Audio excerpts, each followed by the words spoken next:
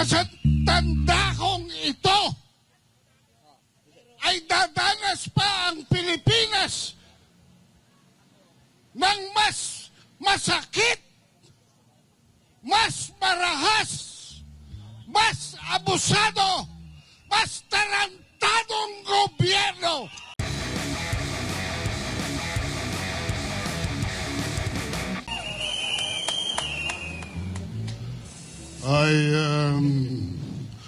Hindi ako makatulog. Nandun ako sa Malacanang, hindi ako makatulog. Ang ingay ninyo!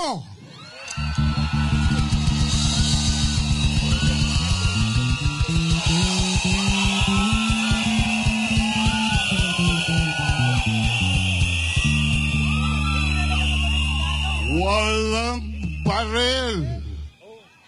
Ni isa walang barel.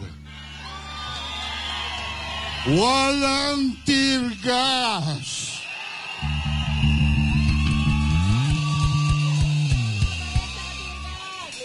Magandang gabi sa inyong lahat, bayang naapi. Bayang sinisil. Bayang ginigipit.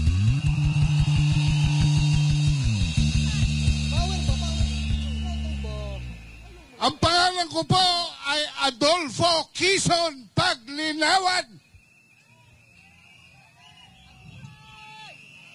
Ang tawag po sa akin hanggang nung ako'y maging high school ay Dolphy Quezon.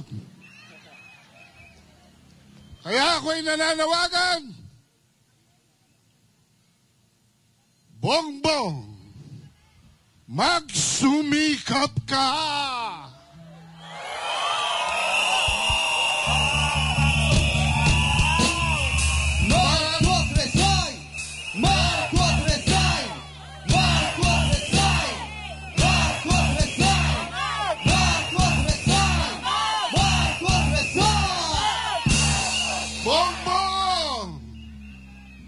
Mag-follicle test ka na! Marcos Bangag! Marcos Bangag! Marcos Bangag! Marcos Bangag! Marcos Bangag! Maricel! Umamin ka na!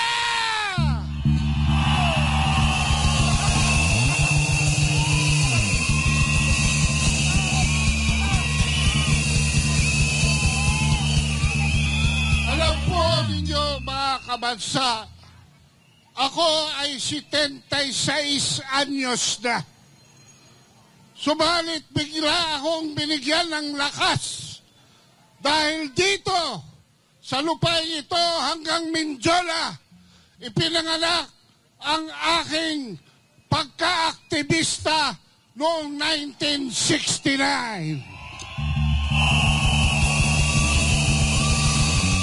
Hindi ko akalain na sa tanda kong ito ay dadanas pa ang Pilipinas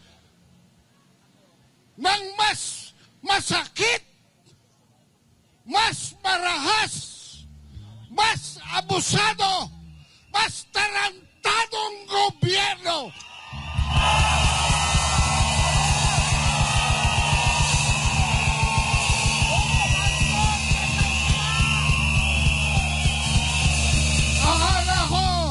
At tatay niya ay sukdulan ng pagkadiktador. Akala ko si Noynoy Aquino ang pinakabobo ng presidente ng Pilipinas. Merong pa palang Bobo Marcos!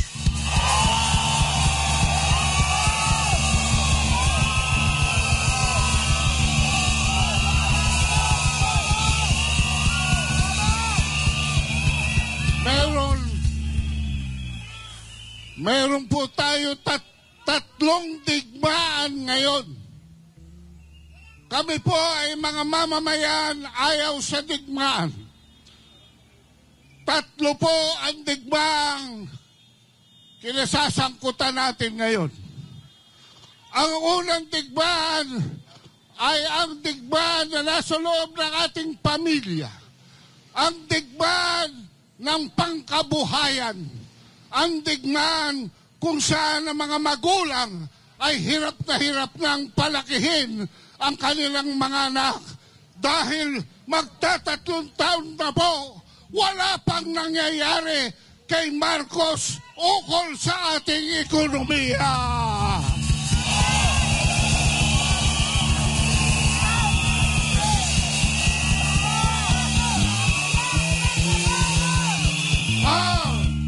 Pangalawang digmaan po ay nagaganap sa ating lansangan, sa ating kapaligiran, kung saan wala ng peace and order at ang mga kapulisan ang siyang nagiging sanhi ng kaguluhan. Ang droga ay dumadami na naman. Ang mga drug lords nagtatawaran na sa mga politiko para sa darating na halalan. Yan po ang pangalawang digmaan na ating tinatahak ngayon. Marcos resign! Marcos resign! Marcos resign! Marcos resign! Marcos resign! Marcos resign! Ang pangatlong digmaan ay ang pakikipagsalpukan ni Gibo Teodoro sa South China Sea.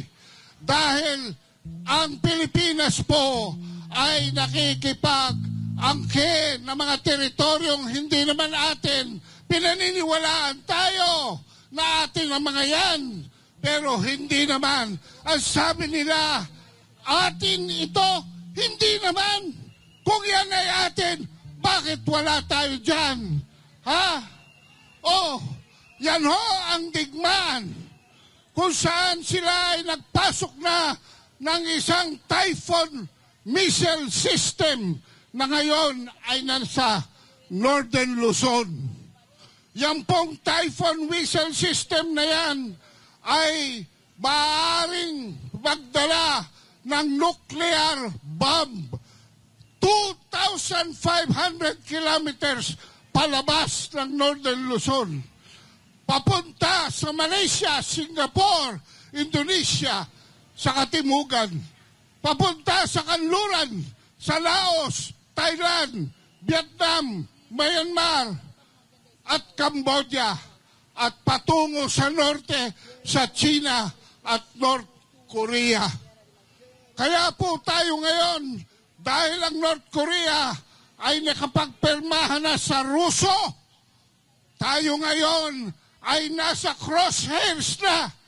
Tayo ngayon ay target na ng mga missile, hindi lamang ng North Korea, hindi lamang ng Russia, kung hindi ng China. Gusto nyo bang maubos lahat ng ating mga syudad sa pamamagitan ng digmaang nuklear? Gera ni Marcos tutulan! Gera ni Marcos tutulan! Gera ni Marcos tutulan! Gera ni Marcos tutulan! Pero mas malapit po sa ating kinalalagyan ang mga buhaya sa Kongreso ay nagsasabwata na para i-impeach ang ating pangalawang Pangulo. Papayag ba kayo? Duterte! Inday Sara! Duterte! Inday Sara! Duterte! Inday Sara! Duterte! Inday Sara!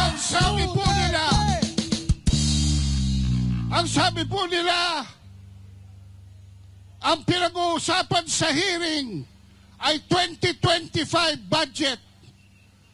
Pero itong mga komunista sa ating Kamara, ipinipilit na pag-usapan yung 2022 confidential funds na sila mismo ay nag-akyat na sa Korte Suprema para desisyonan.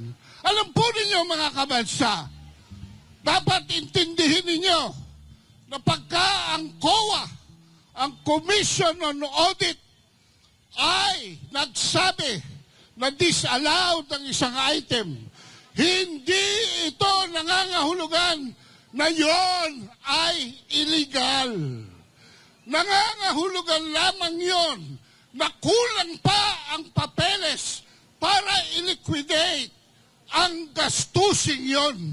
Pero sa kanila, dahil maitim ang kanilang kaluluwa at bulagsak ang kanilang mga budhe, sa kanila, palibasa sila, sanay na sanay, liquidation by certification.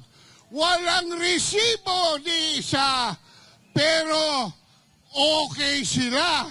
Pero si Inday Sara, kinakailangan isang bayong na resibo ang ipakita para pagbigyan lamang ang 10 million na isang kaibigan na children's book.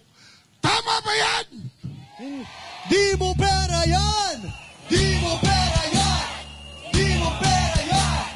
Di mo pera yan! Di mo pera yan! Di mo pera yan! Kaya mga kabansa, gwardyahan nating mabuti ang ating kalayaan. Alam kong ipaglalaban ninyong lahat dahil kayo ay naglakas loob na pumoste dito para makiisa. Laban sa 3 digmaan na ating nilalabanan. Laban sa gobyernong ito na mapanlait, mapang-abuso, mapanyurak ng ating kalayaan. Mga kabansa, maraming salamat sa inyong lahat at huwag kayong bibitaw